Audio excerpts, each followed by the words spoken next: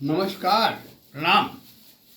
आइए मित्रों, आज एक बड़ी त्रासदी की बात है, बड़ी दुखद है, भयावह है, आत्मपीड़क है। प्रकृति का एक कहर है। जब हमारी प्रकृति कुपित होती है तो त्राहिमाम त्राहिमाम की अवस्था पैदा होती है। ऐसा भी एक दिन पहले ऐसे ही हुआ है। कहाँ हुआ? वेनेजुला में। ये कहाँ है? ये अमेरिका के उत्तरी इलाके में, अमेरिका से दक्षिण इलाके में एक देश है, इसका नाम वेनेजुला है। यहाँ भूकंप आया और बड़ा तीव्रतर आया। मात्र 39 मिनट में तबाही तांडव बजा दिया। 39 मिनट्स समय था। 6:04 से लेके 6:05 के बीच, 6:04 to 6:05 PM। इतने कम समय में इतना बड़ा त्राहिमाम। ये वो दिन था उस देश के लिए, वेनेजुला के लिए, जो अपने आज़ादी का जश्न मना रहा था। आज ही की तारीख में वेनेजुला आज़ाद हुआ था। लेकिन वक्त को क्या पता, वक्त तो अपने रंग में रखता रहता है मित्रों, चलता रहता है। बार बार कहा जाता है कि मैं समय हूँ, समय को परखो, समय को पहचानो, समय के सामने चलो। भाई, वक्त है फूलों से, वक्त है फूलों का ताज। न जाने कब के समय वक्त का बदली मिजाज। बिल्कुल ऐसी हुआ, वक्त का मिजाज बदला, तबाही। इसके गिरफ्त में 3 कंट्री थी, जापान, कैलिफोर्निया। ये 3 जगह थे। शुरुआत जो था इसका, जो उद्गम है वो है जापान में। जापान के ईवान क्षेत्र में इसका मूल स्थल माना गया और तीव्रता बहुत तीव्रतर थी। 7.2 से लेके 7.5, हजारों लाखों की संख्या में। लगभग मैक्सिमम जो 43% लोग हैं, उनके हिसाब से कि जो मृत्यु है वो 10,000 से कम नहीं की है। ये जो लगभग 30% लोग हैं, उनका जो अंदाज है वो है कि तो लाखों में जाएगा। कितने शहर तबाह हो गए, वो बिल्कुल नष्टीभूत हो गया, पता नहीं चल पाया, जमींदोज हो गए। एक वहाँ का शहर है जिसका नाम है लागुएटा। ये शहर तो बिल्कुल जमींदोज हो गए। बड़ी भीषण त्रासदी थी मित्रों, बहुत बड़ी त्रासदी थी। ये त्रासदी होता कैसे, क्यों होता है, कैसे निजात पाया जाए, क्या रास्ता ढूंढा जाए? सबसे पहले भूकंप, भूचाल शब्द प्रयोग किया जाता है, अर्थक्वेक। चाल माने गति। गति का नियंत्रक कौन है? जब बात होती गति के नियंत्रण का, तो बात किसकी आती है? शनि की आती है। ये गति का नियंत्रक है। क्यों? ये वायु का मालिक है और बिना वायु के हम गति की कल्पना नहीं कर सकते हैं। सब स्थूल है। यहाँ पर आप शरीर को ले लो ना, कफ है, पित्त है, क्या है? स्थूल, गति नहीं है। और ये जो हवा है ना, वायु, इसमें गति है। ये कई तरह का होता है। वायु की जब हम व्याख्या करते हैं ना, प्राण वायु, अपान वायु, व्यान वायु, उदान वायु, समान वायु। ये 5 वायुओं का वर्णन है आयुत, और शायद यही प्राण वायु ही जीवन है। ये वायु जान ले लेता है, जान दे देता है। इसके बिना हम कल्पना नहीं कर सकते। और कुपित हो जाए, खराब हो जाए, अपान हो जाए, कार्बन मोनोक्साइड हो जाए, ऐसी गैस हो जाए तो जान ले लेती है ना। तमाम बच्चे जब कहीं आग लगता है क्या होता है कि साहब वो जो वहाँ धुआं निकला, स्मोक आया, उससे उसके सुफोकेशन से मरे। ऐसी घटना सुनने में आती है ना। ये वायु, ये शनि नाम का जो ग्रह है, जब तक घूमते टहलते उन राशियों में आ जाता है ना, जिन राशियों को हम रिक्ता कहते हैं। रिक्ता की प्रमुख कितनी राशियां हैं? 4 राशियां। कौन कौन है? 4 नंबर, 8 नंबर, 9 नंबर, 12 नंबर। 4 वर्गांत है। वृश्चिक दूसरा वर्गांत है, 9 अंकांत है और 12 राशियांत है। अंतिम वर्गांत और राशियों के अंतिम इकाई 12 है। हमारा शनि वर्तमान के दिनों में इसी राशि में चल रहा है, मीन राशि में चल रहा है। ये मीन राशियों की अंतिम यूनिट है, अंतिम इकाई है ये। और जिस नक्षत्र में चल रहा है वो सबसे अंतिम नक्षत्र, उसको कहते हैं रेवती, जो नक्षत्रों में 27वां नक्षत्र है मित्रों। उसी नक्षत्र में, उसी में चल रहा है। जब तक भी शनि ऐसी राशियों में आता है तो तबाही मचाता है, कि तब इसकी जो गति होती है ना वो थोड़ी तीव्रगामी हो जाती है, उनमें हलचल पैदा होता है। आई बात। अब ये तो बात शनि की रही जो मीन में चल ही रहा है, पर मीन में चल रहा है, मीन आगे भी चलेगा, पर इसी महीने में इसी तारीख में इसकी तबाही क्यों आगे ऐसा क्या दिखाई दे रहा भाई? हाँ, जब हमने जून महीने की व्याख्या किया था ना, जब हमने 6 नंबर की व्याख्या किया था कि भाई जून का महीना 6 नंबर है, 6 को जो ग्रह रूल करता है उसको मरकरी कहते हैं, बुध नाम का ग्रह कहते हैं। आप देखेंगे तो आपको मिलेगा कि मरकरी नाम का जो ग्रह है बहुत जल्दी बदला है। कब बदला है? कब? 22 तारीख के रात में बुध चेंज हुआ है। अभी मरकरी जो गति है वो कितना है? 1 मैंने 1 ही डिग्री का है, वो कर्क में आया है और 1 डिग्री का है। कर्क का जो पहला नक्षत्र है उसको क्या कहते हैं? पुनर्वसु। एक शब्द बना है पुनर्वास से, जिसमें पुनर्वास की अवस्था आ जाए, कुछ चीज इतना उजड़ जाए, खत्म हो जाए कि पुनर्वास पैदा किया जाए, रिहेबिलिटेशन में जाए या रिस्टेबिलिटी दिया जाए। ये बुध जब भी इस राशि में आता है, कर्क में या पानी की राशि में, बड़ा कमजोर होता है। चंद्रमा से इसका बड़ा अपोनेंट रिलेशन है,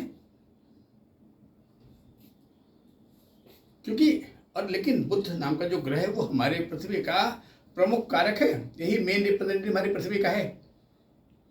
ये हमारी पृथ्वी को बड़ा रिप्रेजेंट कर रहा है। ये बड़ा कमजोर हो गया तो उसके सौंदर्य को नष्ट कर देता है।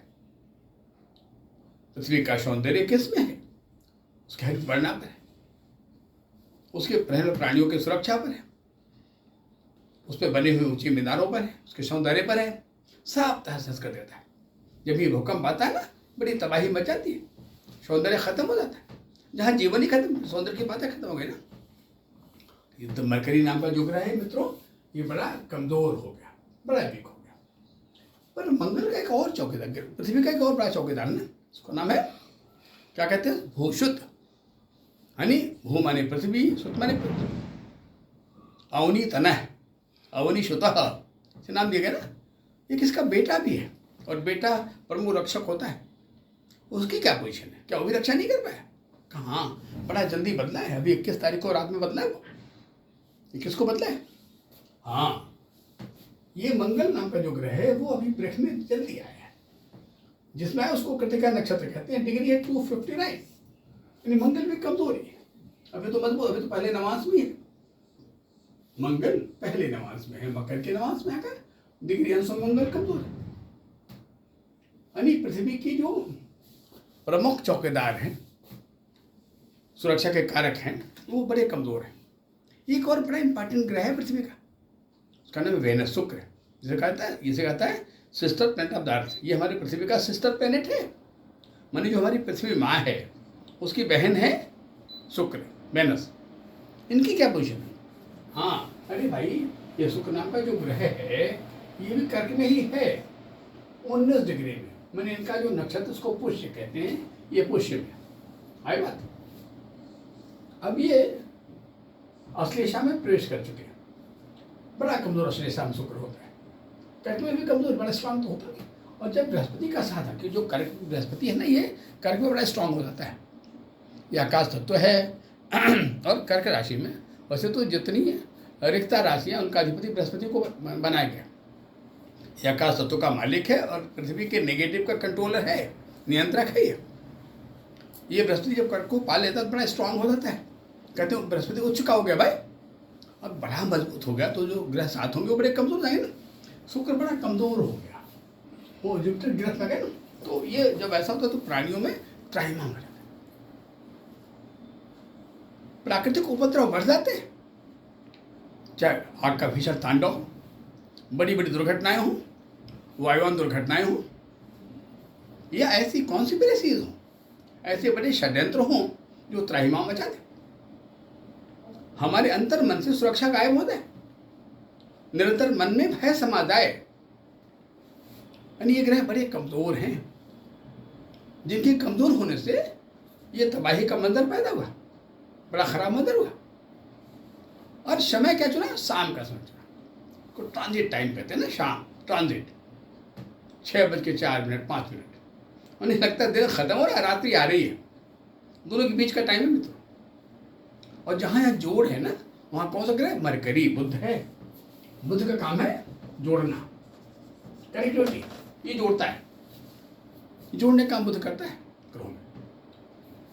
क्योंकि ये दोनों ग्रुप में अगर देखा जाए, द गैंग ऑफ द सन और गैंग ऑफ द सैटर्न, जो दिवाकारक ग्रह हैं, जो रात्रि कारक ग्रह हैं, जो अम्लीय ग्रह हैं और जो क्षारीय ग्रह हैं, जो गर्म है जो ठंडे हैं, ये दोनों जोड़ने वाला है। कोई स्त्री है कोई पुरुष है, जोड़ने का काम कौन करता है? बुध, मरकरी। इसको हम कहते हैं द प्लैनेट ऑफ कनेक्टिविटी। ये मरकरी नाम का जो प्लेनेट है, जो बुध नाम का प्लेनेट है, ये जब कमजोर होता है तो ट्रांजिट असुरक्षित होता है। शाम का समय आया और बुध बड़ा कमजोर, अत्यंत कमजोर, और इस 9 नंबर से के जो ग्रह हैं इसे 8वीं आ गया, इसका अष्टम भाव बड़ा मजबूत हो गया। पहला चतुर्थ भाव में शनि, रेवती का, 6 में मंगल, 6ठे भाव में, 7वें में सूर्य, 8वें में बृहस्पति, शुक्र, बुध। यानी जो पृथ्वी तत्व का इलाका है ना, वो ओवरलोड हो गया, बहुत ओवरलोड हो गया। और जो पृथ्वी की गति का नियंत्रक है, या सबकी गति का जो नियंत्रक है, पूरे सृष्टि के, पूरे वायुमंडल के जो गति का, उसे शनि कहते हैं, वो बड़ा कमजोर हो गया। अतः इस परिवर्तन को, ऐसे सिचुएशन में उस बोझ को पृथ्वी नहीं सहन कर पाई, गति तीव्र हो गई और भूकंप आ गया। हाँ, अब ये वेनेजुएला में क्यों आया, जापान में क्यों आया, न्यूयॉर्क में क्यों आया, कैलिफोर्निया में क्यों आया? हाँ, ये सोचने का विषय। सामान्यतः जो शनि नाम का ग्रह है मित्रों, से कहते हैं पश्चिमाधिपति, पश्चिम का मालिक, पश्चिमांत। ये वायु है, उसकी जितनी राशियां ना वो वायु हैं, और वो पश्चिम दिशा के मालिक हैं। मिथुन को ले लो, तुला को ले लो, कुंभ को ले लो, 3 राशियां, ये इसी इलाके का मालिक है ये। अतः जब भी इसके आक्रमण होते हैं तो पश्चिम तरफ होते हैं। अमेरिका पश्चिम तरफ है, पर जापान पश्चिम तरफ नहीं है। पर अमेरिका में अगर देखा जाए तो ये वो इलाका है जो वहाँ से दक्षिण इलाका है, जो दक्षिण पूर्व का कनेक्टेड एरिया है, उसको आग्नेय कोण कहते हैं, पश्चिम के आग्नेय कोण है बात, वहाँ पर इसने अटैक किया है। ये आक्रमण आगे चलकर अन्य जगह हो सकता है, क्योंकि शनि अब डे बाई डे रेवती में आगे बढ़ता ही जाएगा। अभी जब वर्षा ऋतु आएगी तो उसमें बहुत डर है भूकंप आने का। हमारे भारतवर्ष में भी डर है, हमें इसकी सावधानी बरतनी चाहिए। ये कारण रहा मित्रों इस भूकंप के आने का, इस त्रासदी का, इस प्राकृतिक उपद्रव का, इस मंजर का, इस भयंकर तांडव का। हमें ध्यान रखना होगा कि हम सावधानी कैसे बरतें। चलिए, समय बड़ा कम है, हम विदा लेते हैं। अगले एपिसोड में और बात करेंगे। तब तक के लिए मित्रों नमस्कार, प्रणाम।